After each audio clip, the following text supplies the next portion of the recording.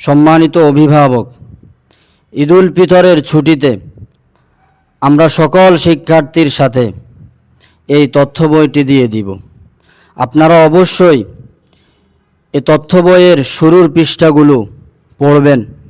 বিশেষ করে এই তথ্য বইয়ের 16 নম্বর পৃষ্ঠা, আদর্শ শিক্ষার্থীর আদর্শ ছুটি। এই পৃষ্ঠাটি অবশ্যই পড়বেন এবং এই পৃষ্ঠাতে দেওয়া কর্মসূচি রুটিন তা অনুযায়ী আপনার সন্তান যেন চলতে পারে, ছুটির এ 10 দিন অতিবাহিত করতে পারে, সে ব্যাপারে আপনি সজাগ দৃষ্টি রাখবেন। আদর্শ শিক্ষার্থীর আদর্শ ছুটি, এই 16 নম্বর পৃষ্ঠাতে কি লেখা আছে তা আমি আপনাদেরকে পড়ে শোনাচ্ছি।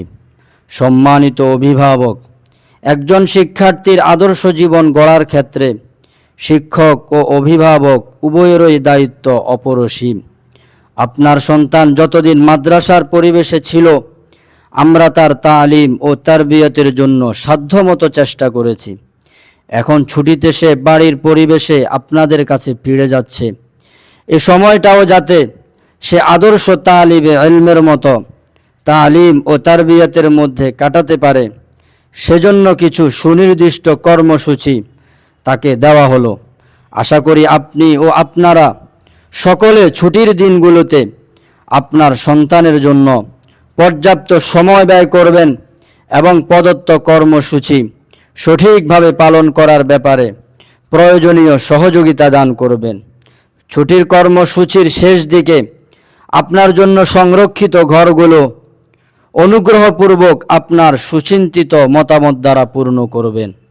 প্রিয় শিক্ষার্থী, এতদিন তুমি মাদ্রাসার পরিবেশে ছিলে, এখন তুমি ছুটিতে বাড়িতে যাচ্ছ। ছুটির দিনগুলো কিভাবে কাটালে তোমার জীবনের মহান উদ্দেশ্য সফল হবে, সে বিষয়ে তোমাকে সাহায্য করার জন্য এ সংক্ষিপ্ত কর্মসূচি তোমার হাতে তুলে দেওয়া হলো।